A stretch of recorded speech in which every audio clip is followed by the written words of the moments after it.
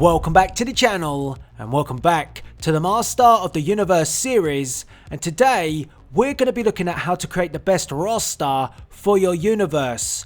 Now before we do that, make sure you check the link via the description box below for last week's episode where we talked about the best settings for your universe. And if you enjoy the Master of the Universe series, please do hit that like button, subscribe to the channel and make sure the notification bell is turned on so you don't miss out on a single episode of Master of the Universe. Now in terms of being the Master, by all means I'm not, it's just a catchy title. And when I say the best, these are the best settings which work for me. So if you enjoy my universe mode, you like my content, these options, these topics and these episodes might just work for you. Now there's no right or wrong way when building a roster for your WWE 2K universe, but I would suggest a little think about things first before putting your roster together.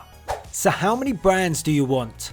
WWE currently has Raw, SmackDown, NXT, NXT UK and 205 Live, so that's 5, and they'll probably have more by the time you watch this video, but 5 brands is a lot, and the question you have to ask yourself is, however many brands you choose, is it going to be manageable? I made this mistake in WWE 2K19 when I felt we could produce a 2-brand show.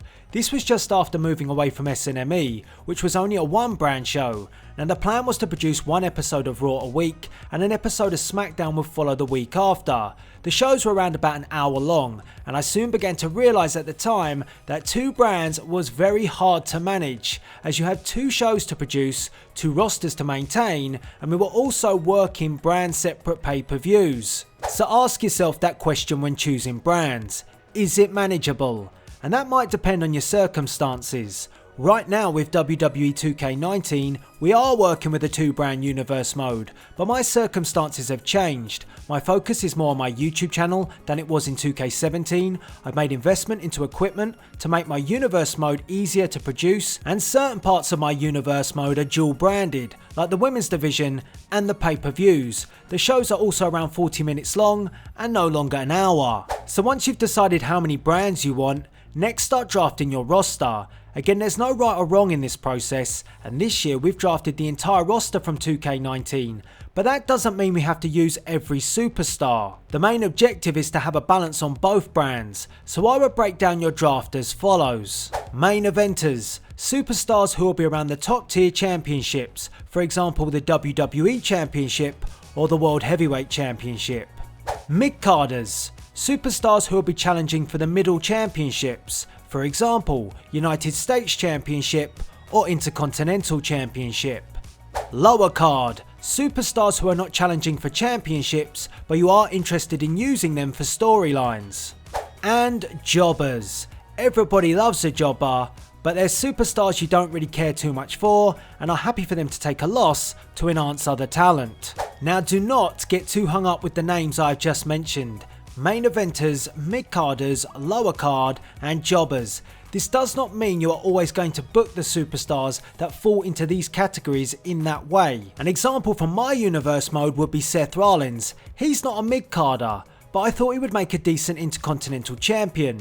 And he's also a great draw for any challenger towards the IC title. You are just trying to find a balance. If you are using 2 brands, Raw and SmackDown, you don't want Raw overstacked with huge main eventers, nor do you want SmackDown Live to be hogging all the jobbers. And remember, not every match needs to be a 5-star match, and every episode should not feel like a pay-per-view. There needs to be layers to your roster and your universe. So select your brands, 1, 2, 3, or whichever's best manageable for you. I would say 1 or 2 to start with, particularly if you're uploading to YouTube. You then can have a consistency for your audience and work to a schedule, and you can always drop a 2nd or 3rd brand in later on.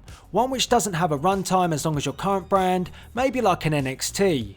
Also, I would advise if you're working with a 1-brand show, like I used to with SNME, you don't have to use all the superstars in a WWE game, or even confirm every single superstar for your roster.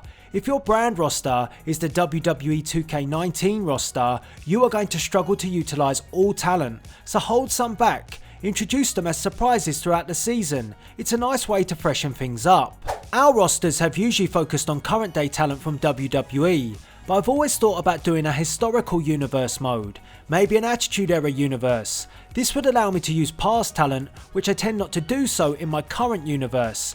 I only really use historical talent as GMs, managers, or for the occasional legendary return. So that is something to think about, what time your universe mode is set in, the 80s, 90s, or 2000s, as time will impact the superstars you may want to choose for your roster. Now let's quickly touch on general managers and the great Sting debacle of WWE 2K17.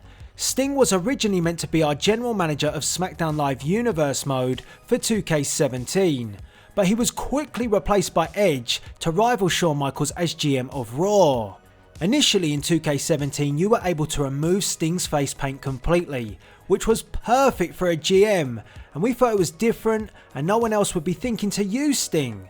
But the face paint removal was quickly patched by 2K, and we didn't want a GM Stinger with face paint on every week, so we switched over to Edge, which everyone seemed to enjoy, but I still to this day don't understand the reason for the face paint patch. Let's be honest, we've seen Sting so many times without his face paint and just his shades, but since 2K17, 2K have made it very difficult to use Sting without face paint, which is very disappointing. If that is Sting's decision, fine, but if it's 2K's, I would have to question why, considering we have 3 to 4 versions of Sting each year. A face paint free version over a duplicate Surfer Sting doesn't seem unreasonable. Anyways, I digress. And when it comes to GMs, you just have to think, are they exciting? Do you want brand rivalries or interaction between the GMs? If you want your GMs to go face to face, for example, don't choose a male GM for one brand and a female GM for the other, as you can't mix matches in WWE 2K19, and cutscenes in the video option do not allow for a female to interact with a male. You always have to keep in the back of your mind the capabilities of the game and what you want to achieve, and can it be achieved in the current game. This year for 2K19, we went for Edge and Christian. Some might say that's an obvious choice, but we like that they have a storied friendship, and we feel that that will only enhance in Universe mode. Also a Universe mode exclusive, when deciding GMs, this year Ric Flair was very close to being chosen and was high on our shortlist. So there you go. Now if you want to check out my Universe mode rosters, you can do so on my website delzinski.com. If you've not been to my website prior to this video, this is the hub for my universe, and we post roster updates, polls, and every single pay-per-view. So head over there if you want to see all the details of my WWE 2K19 roster, and if you have any questions about the detail in today's video, please do get involved in the comments section below. So that's really the basics and the starting point of what you need to think about for your roster when building your universe. I was going to talk about champions and championships in this video, but I think I'll save that for another time, as I just wanted to get across the basics of drafting your roster and what you need to take into consideration when approaching a brand for your universe. One final thing, and it's probably the most important, you must enjoy the talent you pick for your roster. If you're just picking superstars for clickbait on YouTube and yet you have no excitement for those superstars, you are simply setting up for failure, as you have to book these superstars, and booking talent you have no excitement or enjoyment for is a pain to do. The more enjoyment and excitement you have for your universe, it will transition through to your audience. So I hope this video helps you select your brands and build your rosters, and if there is any topic that you wish for me to discuss for an episode of MOTU, please do let me know in the comments below.